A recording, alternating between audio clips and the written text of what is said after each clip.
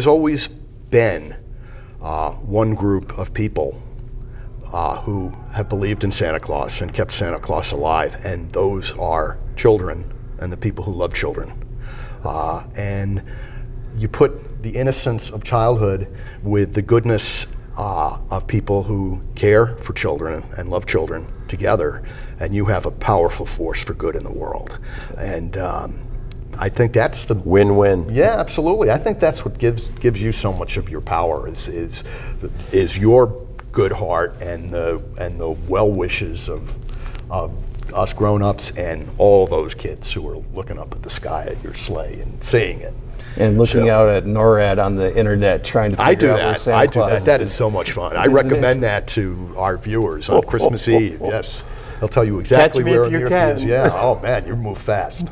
Yeah, and especially today, when children often are victimized, they often suffer from abuse, both physical, sexual, mental abuse, and then all the testing that goes on, and all the kids are under a lot of stress. Oh, they're under a ton of stress, and for us to be able to give them a space where it's celebrated to be a kid, where they can be free, where they can be open, where they can be loved, where they can be cared for, is so important. Don't you think, Santa? How often do we say, don't grow up too soon, don't grow up too fast? You need to cherish those years, because they go away, and then you don't hear the ringing of the bell, like it said in the Polar Express. But I can still hear the bell. And so children were part of that, and the poor was part of it too, right? Absolutely. Charity in the name of St. Nicholas was always a big part of the holiday season. St. Nicholas's dedication to the poor in his own diocese was legendary. He was born into a wealthy family, gave away all of his fortune during his lifetime, and generosity, and that generosity served as a symbol and as an ideal for many Christians in Europe in Middle Ages and onward. Now, in your book, I read about the dowry incident, it being the first filling of the shoes. Right. So you want to tell us a little bit about that? Yeah, well, as many of our listeners will know, Santa Claus is, in many parts of Europe, Santa Claus leaves children's gifts and shoes. And of course, we have stockings. We have the stockings. Which obviously related to that. In Myra, during a time of poverty, a poor man who was a friend of Nicholas's, he had 3 daughters who were reaching marriageable age. And in those days, without a dowry, without a payment of money to the future groom and the groom's family, these girls could not get married. And the only alternative they had was to be sold into slavery. St. Nicholas didn't like that idea at all. He went out at night under cover of darkness. I don't know, you like to be out at night. Insomniac. Yeah, okay. Under cover of darkness with 3 bags of gold in his cloak. Threw those bags of gold either through the window of the house or perhaps down the chimney, where they fell into the shoes of the 3 girls, which were drying by the fire.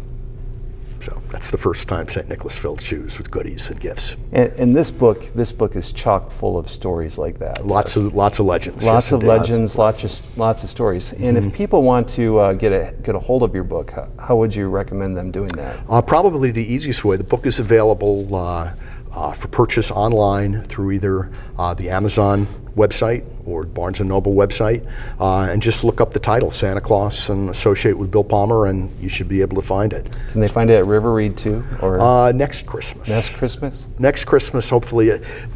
I have to apologize to my publisher because I got the book out. I got the book to them a little bit later than I should have. Oh, right.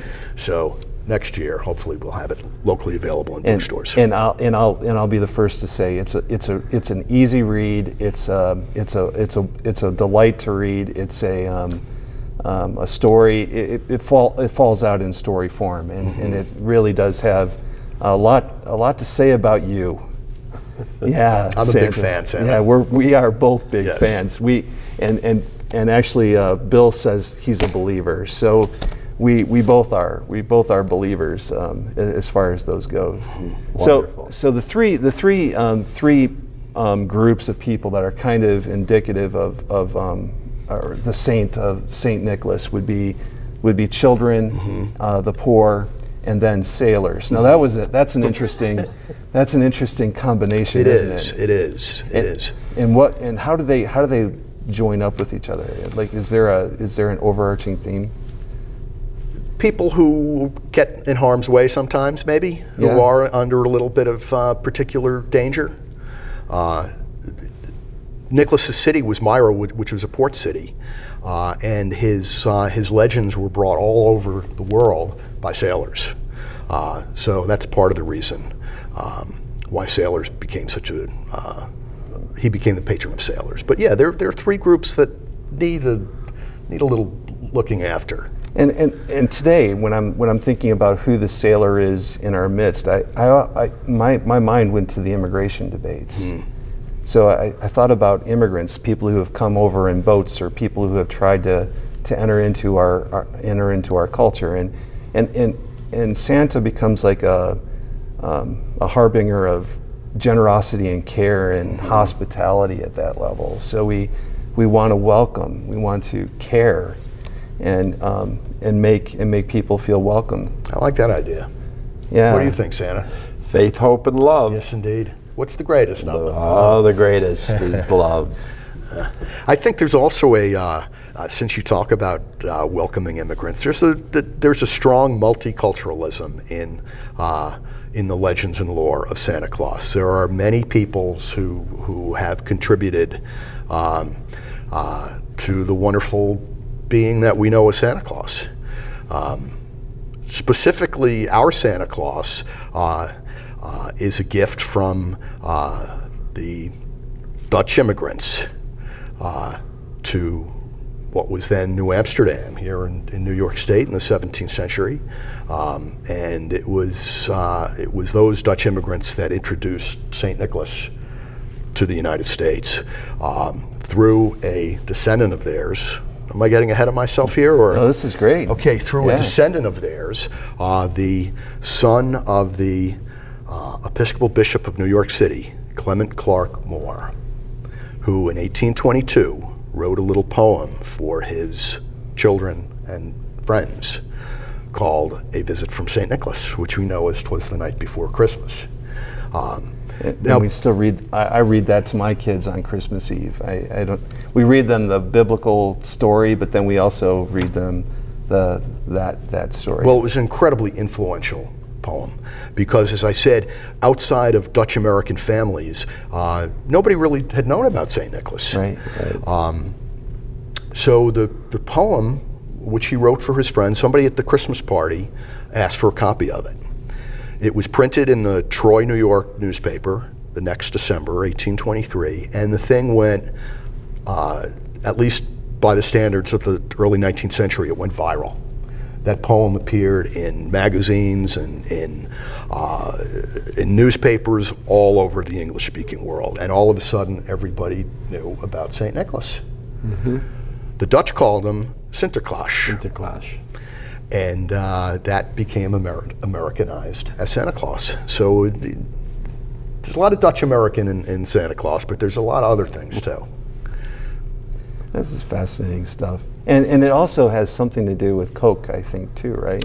This is interesting because I don't know if we were going to bring this up, but there's this debate now: is what color is Santa Claus's skin, and the war on Santa Claus. And Santa Claus, do you care about what color somebody's skin is? It's in the heart. Absolutely, yeah. It's in the heart, my friend. Yeah.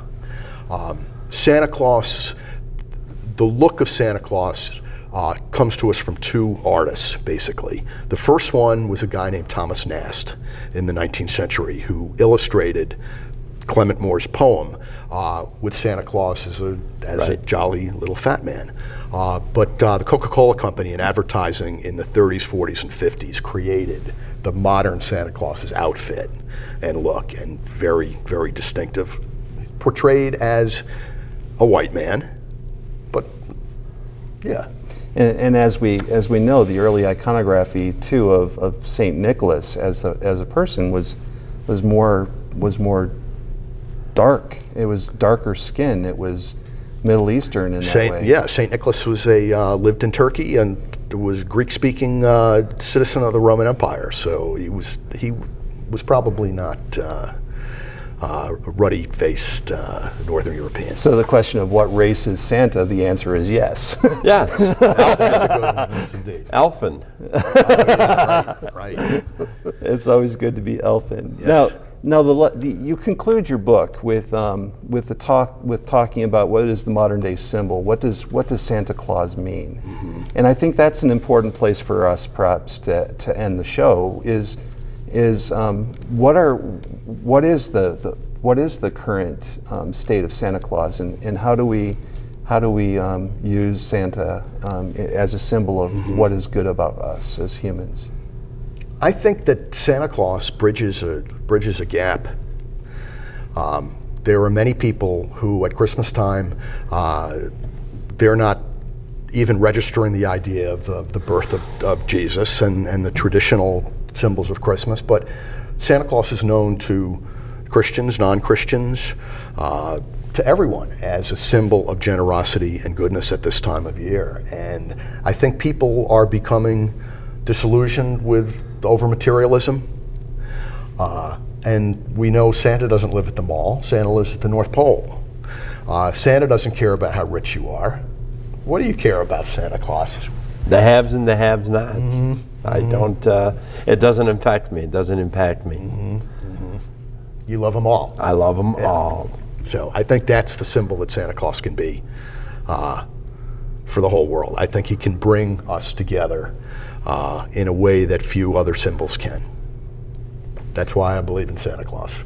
And Santa as a symbol of generosity, a symbol of care, a symbol of compassion, love for the poor, love for children, love for the stranger in our midst. I mean, these sound like very biblical motifs, don't they? I mean, absolutely. We're all men of faith here, and it makes that very much a part of what Santa is, but also what we as human beings are, and when we're living up to the best part of our nature, right? Correct.